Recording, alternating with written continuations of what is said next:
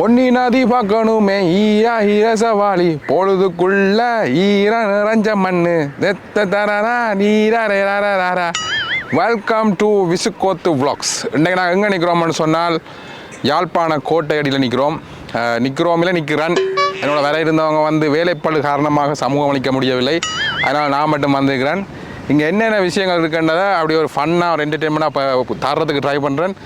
நான் என்ன செய்யணும்னா விடிய ஒலிம்பி கூகுளில் போய் எல்லாம் மேய்ஞ்சு என்னென்ன மாதிரியான விஷயங்கள் இங்கே நடந்திருக்கு, என்னென்ன மாதிரி விளையாட்டு முக்கியத்துவமான விஷயங்கள் நடந்திருக்குன்ற விஷயமெல்லாம் பார்த்துட்டு வந்துக்கிறேன். அதை வந்து ஒரு சுவாரஸ்யமாக ஒரு இதோட உங்களுக்கு தரலாம்னு நினைக்கிறேன். அதனால் வந்து தொடர்ந்து இணைஞ்சிருங்க. இது இந்த வரலாறை பார்க்கணும்னு சொன்னால் 1600களில் வந்து போர்த்துகேயர்கள் வந்து இங்கே வந்து முதலாக இந்த கோட்டையை இங்கே அமைச்சிருக்கிறாங்க.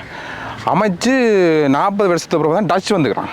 டச் வந்து அடித்து பிடிச்சிக்கிறாங்க. இந்த கோட்டையை பிடிச்சி இதை அப்படியே விரிவாக்கிக்கிறாங்க. இங்கே மேலே இருந்து பார்த்தீங்கன்னு சொன்னால் ஒரு ஸ்டார் ஷேப்னு தெரியும், ஒரு ஸ்டார் ஷேப்பில் தெரியும். அப்போ அது பிறகு பார்த்திங்கன்னா டச் வந்த பிறகு தான் அதை அப்படியே ஒரு பெருசாக்கி அதை இன்னும் விரிவுபடுத்தினேன். அதாவது ஒல்லாந்தர்கள்.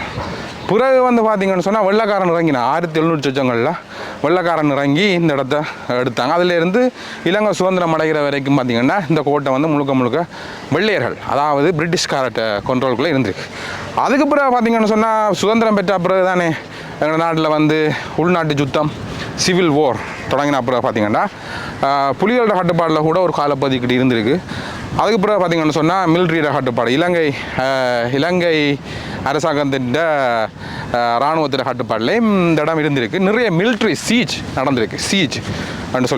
சீஜ்ன்னு சொல்லி சொன்னால் என்னென்னு சொன்னால் மிலிட்ரி சீஜ்ன்னு சொல்லி நீங்கள் பார்த்தீங்கன்னா இப்போ இந்த கிட்டடியில் இந்த காசா போன்ற பகுதிகளெலாம் இந்த வார்த்தை அடிக்கடி பாவிச்சிருப்பாங்க.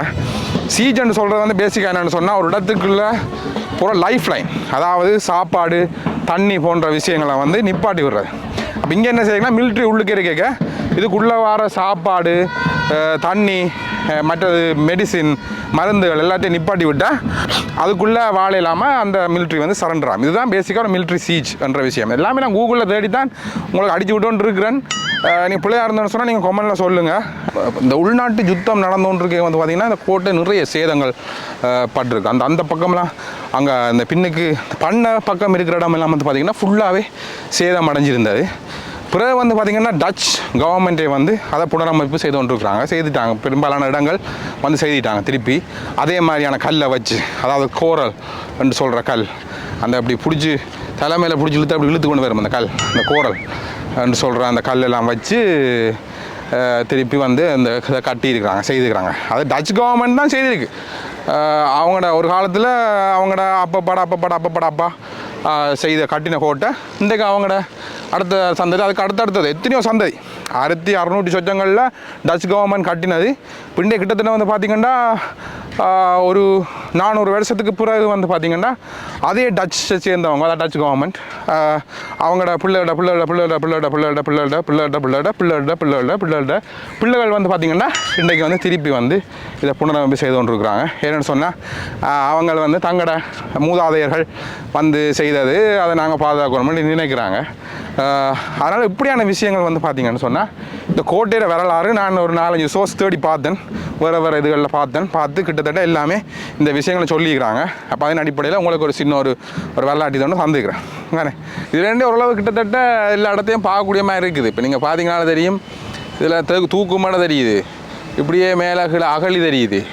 அப்புறம் அப்படி இங்கே வந்து பார்த்திங்கன்னா ஜஃப்னா லைப்ரரி தெரியுது. அப்புறம் நீட்டாக அந்த இந்தியன் கல்ச்சுரல் சென்டர் நினைக்கிறேன் அது தெரியுது. மற்ற இந்த துறையப்பா ஸ்டேடியம் தெரியுது.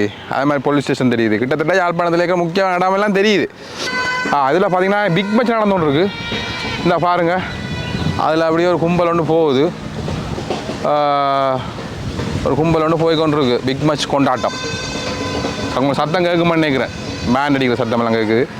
நீங்கள் இதை பார்த்தீங்கன்னு சொன்னால் நீங்கள் யோசிக்கலாம், இங்கே என்னடா இருக்குது, சும்மா வெறும் கட்டிடம் தானே இருக்குது, பழைய கட்டிடம் மாதிரி கோட்டை மாதிரி இருக்குது, புல் இருக்குது, ஒரு 5-6 மாடு நிற்குது, அது வேறு என்ன இருக்குன்னு யோசிக்கலாம். உண்மையிலேயே வந்து இப்படி இடங்களை பார்க்க வந்து பார்த்திங்கன்னா ஒரு வரலாற்று கண் தேவை. அது என்ன வரலாற்று கண்ணுன்னு சொல்லி நீங்கள் யோசிக்கலாம். வரலாற்று கண்ணுன்னு சொன்னால் இதை பார்க்க வந்து வெறுமனே கட்டிடங்களை மட்டும் பார்க்கக்கூடாது. இந்த இடத்துல வந்து மன்னர்கள் நின்றுருந்தால் அப்படி இருந்திருக்கும். மன்னர்கள்னு சொன்னால் அந்த நேரத்தில் கவர்னர்ஸ் நின்றா அப்படி இருந்திருக்கும். வெள்ளைக்காரன் நின்றா அப்படி இருந்திருக்கும். காவலாளிகள் இந்த இடைகளை இந்த இந்த சின்ன சின்ன இதில் இந்த காவலுக்கு நின்றா அப்படி இருந்திருக்கும், இந்த அகழிகளை முதல்ல நின்றா அப்படி இருக்கும் என்ற விஷயங்களோட அந்த கண்ணோடைய பார்க்கணும். பார்த்திங்கன்னா எனக்கு இப்படி பார்க்க அதான் தருது. நகலிக்குள்ளே வந்து ஒரு முதல்ல எழுப்பி பார்க்குற மாதிரி, மற்ற அந்த அந்த தூக்கு மடையில் ஒரு ஆள் தூக்கில் தொங்குற மாதிரி, புற அங்கடி எங்கால பார்த்திங்கன்னா அந்த மூளைக்குள்ளே ஒரு காவலாளி நிற்கிற மாதிரி, மற்ற சண்டைகள் நடக்கிற மாதிரி, பீரங்கியல் இதில் வச்சு போட்டு புழக்கிற மாதிரி, புற அங்கேருந்து திருப்பி சுடுற மாதிரி அப்படியான விஷயங்கள் வந்து அந்த கண்ணோட்டத்தில் பார்த்தீங்கன்னு சொன்னால் அவங்களை சுவாரசிக்கக்கூடிய மாதிரி ரசிக்கக்கூடிய மாதிரி இருக்கும். இல்லைன்னு சொன்னால் வெறும் கட்டிடமும் மண்ணும் கல்லும் புல்லும் தான் தெரியும். அப்போ நீங்கள் பார்க்க வந்து ஒரு வரலாற்று கண்ணோட நீங்கள் பார்க்கணும். அப்போ நான் கிட்டத்தட்ட அப்படி தான் பார்த்துக்கொண்டு வரேன். இதில் வந்து நடுவில் அகழி அப்படி சுற்றி போய்கொண்டிருக்கு. இங்கால ஒரு சுவர் கோட்டை மதில், அங்கால ஒரு கோட்டை மதில். அப்போ என்ன மாதிரின்னு சொன்னால் இந்த அது அவ்வளோ இந்த பாதுகாப்பு, ஃபுல் பாதுகாப்பு. என்னென்னு சொன்னால் இந்த சுவர் ஏறி பாஞ்சு அகழிக்குள்ளே முதல்ல அதை கடந்து அதுலேருந்து உயரமான ஒரு கோட்டை மதில், அதுக்கு மேலே காவலர்கள், அதை தாண்டி உள்ளுக்குள்ளே போவோம். Tongue tongue tongue tongue tongue tongue tongue tongue tongue tongue tongue tongue tongue tongue tongue. அப்போ அந்தளவுக்கு ஒரு பாதுகாப்பாக டச் கவர்மெண்ட்டாக டச்சால் அப்போ டச் வந்து இதை பார்த்து செய்து கட்டிக்கிறாங்க. ஒரு பார்க்க வந்து ஒரு ஒரு வரலாற்று கண்ணோட பாருங்கள் தயவு செய்து. சும்மா வந்து கல்லுகள் மண்ணுகள் சும்மா சீமேந்துகள் தண்ணியையும் புல்லையும் பார்த்துட்டு போகிற மாதிரி இருக்கக்கூட வரலாற்று கண்ணோட பார்க்க வந்து அப்படியே படமாக வரவணும், சீனாக வரவணும். இதில் வந்து நிற்க இதில் ஒரு காவலன் வந்து காவலன்ற ஒரு காதலி அதால் அப்படி நடந்து போய்க்க எப்படி பார்த்துருப்பான், என்னென்ன கடிதம் கொடுத்துருப்பான், எப்படி இது நடந்திருக்கா எல்லாத்தையும் அப்படியே ஒரு வரலாற்று கண்ணோட பார்க்கணும்.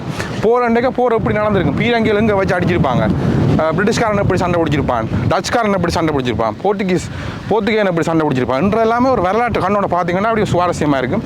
இப்படி இங்கால பக்கம் பார்த்தீங்கன்னு சொன்னால் பண்ணை கடல் உங்களுக்கு தெரியும். இப்போ நிறைய அட்டை பண்ணைகள் உங்களை வந்துருக்கு, அதெல்லாம் இருக்குது, பார்க்க தெரியும் உங்களுக்கு. ஒரு அழகான ஒரு இடம், இப்போ நல்ல வடிவாக மெயின்டைன் பண்ணி கொண்டு இருக்கிறாங்க. இது டச் கவர்மெண்ட் மெயின்டைன் பண்ணி கொண்டு இருக்கிறாங்க. பார்க்குறதுக்கே ஒரு வித்தியாசமாக இருக்குது. நிறைய எனக்கெல்லாம் இந்த போர்க்காலங்கள்லாம் இங்கே ஞாபகம் இருக்குது. நம்ம சாட்டிக்கு போவோம், சாட்டி பீச்சுன்னு சொல்லி அங்கே இருக்குது தீவகம். அதுக்கு போய் வந்து பார்த்திங்கன்னா இந்த சைட் ரோட்டெல்லாம் போய்க்க ஃபுல்லாகவே அப்படியே மூடி பத்தையாக இருந்தது. கோட்டை மதிலே அங்கே அந்த சைட்டுக்கு ஒரு சைடு தெரியும், மற்றபடி தெரியாது. உள்ளுக்கு வந்து அப்போ ஆமி இருந்தது. இப்போ அந்த சைட்டால் போவோம், அப்படி தான் இருந்தது.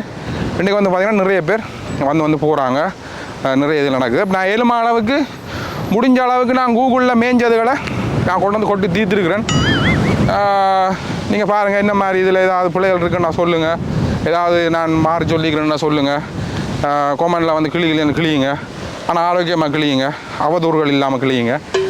அதாவது மக்களே, இன்றைக்கு நான் இதில் வந்து ஓரளவுக்கு என்னால் முடிஞ்ச தகவலை தந்திருக்கிறேன். அதை எவ்வளோத்துக்கு சுவாரஸ்யமாக தரணும் பண்ணி நினச்சி தந்திருக்கிறேன். இனி அடுத்தடுத்து நிறைய வீடியோ சுவாரஸ்யமாக வரப்போகுது. எங்கள் டீமில் இருக்கிற மற்றாக்கள் வருவாங்க. அவங்க இன்றைக்கு வேலைப்பொருள் காரணமாக சமூகம் அளிக்க முடியலை, இனிமேல் கட்டாயம் வருவாங்க. தொடர்ந்து இணைஞ்சிருங்க. உங்களோட இணைஞ்சிருப்பது ஜோய் ஜகார்த்தன். சப்ஸ்கிரைப் பண்ணுங்கள்.